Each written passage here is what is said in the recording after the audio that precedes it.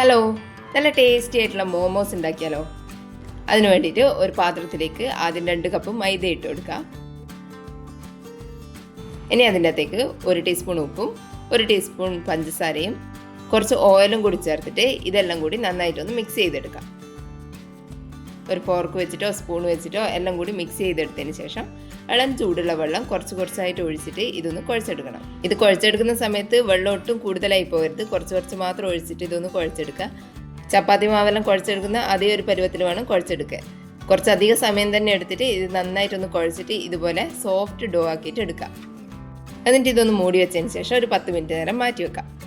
ഇനി ഒരു പാത്രത്തിലേക്ക് 1 കപ്പ് സവാള ചെറുതായിട്ട് അരിഞ്ഞിട്ട് ചേർത്ത് കൊടുക്കാം. 1 കപ്പ് ക്യാബേജ് പൊടിയായിട്ട് അരിഞ്ഞിട്ട് ചേർത്ത് കൊടുക്കാം. പിന്നെ ഒരു മീഡിയം സൈസ് ക്യാരറ്റ് ഇതുപോലെ ചെറുതായിട്ട് അരിഞ്ഞിട്ട് ചേർത്ത് കൊടുക്കാം. അതിൻ്റെ കൂടെ തന്നെ ക്യാപ്സിക്കം ചെറുതായിട്ട് അരിഞ്ഞതും ചേർത്ത് കൊടുക്കാം.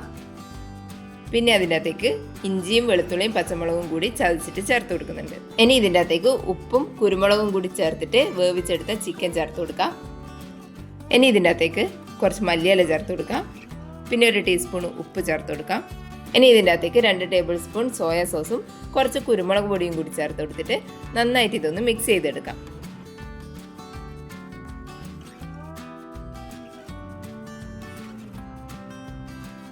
ഇതുപോലെ നന്നായിട്ടൊന്ന് മിക്സ് ചെയ്തെടുക്കാം.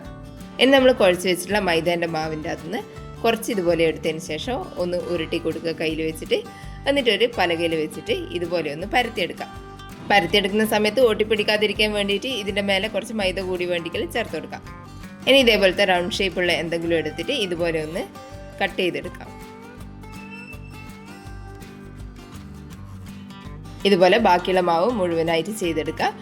ഇത് മുഴുവനും ഒരുമിച്ചിട്ട് പരത്തിയെടുക്കുന്ന സമയത്ത് ഇത് ഓരോന്ന് വെക്കുമ്പോഴും അതിൻ്റെ മേലെ കുറച്ച് മൈദ കൂടി തൂവി കൊടുത്തു കഴിഞ്ഞാൽ ഇത് ഒട്ടിപ്പിടിക്കാതിരിക്കും.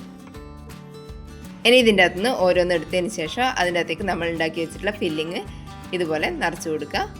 അതിനുശേഷം മോമോസിൻ്റെ ഷേപ്പിൽ ഇതുപോലെ മടക്കിയെടുക്കാം. ഈ ഒരു ഷേപ്പിൽ ഇത് പെട്ടെന്ന് ചെയ്തെടുക്കാൻ പറ്റും.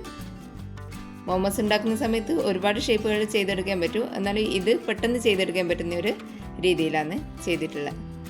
ഇനി ഒരു സ്റ്റീമറിൽ കുറച്ച് എണ്ണ പുരട്ടി കൊടുക്കാം. ഇനി അതിൻ്റെ അകത്തേക്ക് നമ്മൾ ചെയ്തിട്ടുള്ള മോമോസ് ഇതുപോലെ ഓരോന്നായിട്ട് വെച്ച് കൊടുക്കാം. ഇനി ഇത് അടച്ചു വെച്ചതിന് ശേഷം ഒരു 15 മിനിറ്റ് നേരം കുക്ക് ചെയ്തെടുക്കാം. ഹൈ ഫ്ലെയിമിൽ തന്നെ ഒരു 15 മിനിറ്റ് വെച്ചതിന് ശേഷം ഇതുപോലെ മോമോസ് ആയിട്ടുണ്ടാവും. അത് മാറ്റിയതിന് ശേഷം ബാക്കിയുള്ളതും കൂടി ചെയ്ത് കൊടുക്കാം. ഇനി ഇതിൻ്റെ സോസ് ഉണ്ടാക്കാൻ വേണ്ടിയിട്ട് ഒരു പാത്രത്തിൽ കുറച്ച് വെള്ളം ചൂടാക്കാൻ വെക്കുക. അതിൻ്റെ അകത്തേക്ക് 2 തക്കാളി ചേർത്ത് കൊടുക്കുക. കൂടെ തന്നെ കുറച്ച് കാശ്മീരി ചില്ലി മുഴുവനായിട്ടുള്ളതും കൂടി ചേർത്ത് കൊടുക്കാം. ഇനി ഇത് നന്നായിട്ട് തിളച്ചിട്ട് വരുമ്പോൾ അതൊരു മിക്സീൻ്റെ ജാറിലേക്ക് മാറ്റി കൊടുക്കാം. തക്കാളിയും കൂടി തൊലി കളഞ്ഞിട്ട് ഇതിൻ്റെ അകത്തേക്ക് ചേർത്ത് കൊടുക്കാം. ഇനി കുറച്ച് വെളുത്തുള്ളിയും കൂടി ചേർത്തിട്ട് ഇത് നന്നായിട്ടൊന്ന് അരച്ചെടുക്കാം. അതിനി അതേ പാത്രത്തിലേക്ക് മാറ്റിയതിന് ശേഷം കുറച്ച് വെള്ളം കൂടി ഒഴിച്ചു കൊടുക്കുക. ഇനി അതിൻ്റെ അകത്തേക്ക് കുറച്ച് ഉപ്പ് ചേർത്ത് കൊടുക്കുക. കുറച്ച് പഞ്ചസാര ചേർത്ത് കൊടുക്കുക. ഇനി ഇതൊന്ന് തിളച്ച് വരുന്ന സമയത്ത് കുറച്ച് ലെമൺ ജ്യൂസും കൂടി ഇതിൻ്റെ കൂടെ ചേർത്ത് കൊടുക്കാം. നല്ല ടേസ്റ്റി ആയിട്ടുള്ള മോമോസ് ഇതുപോലെ ഒന്ന് ഉണ്ടാക്കി നോക്കണേ. വീഡിയോ കണ്ടിട്ട് ഇഷ്ടപ്പെട്ടിട്ടുണ്ടെങ്കിൽ ഒന്ന് ലൈക്ക് ചെയ്ത് സബ്സ്ക്രൈബ് ചെയ്യണേ. താങ്ക്